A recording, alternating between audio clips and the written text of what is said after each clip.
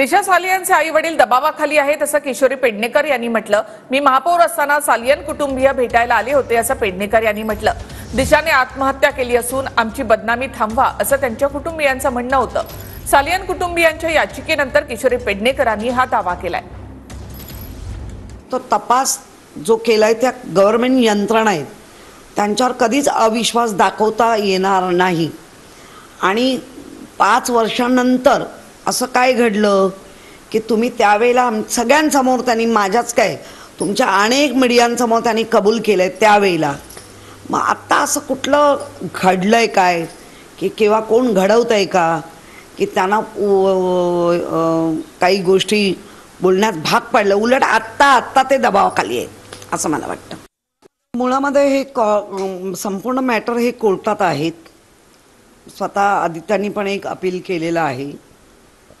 त्यामुळे ज्या गोष्टी घडल्या नाहीत त्या गोष्टी घडल्या आहेत असं ज्यांचं म्हणणं आहे त्याला रीतसर कोर्टातून उत्तर दिलं जाईल।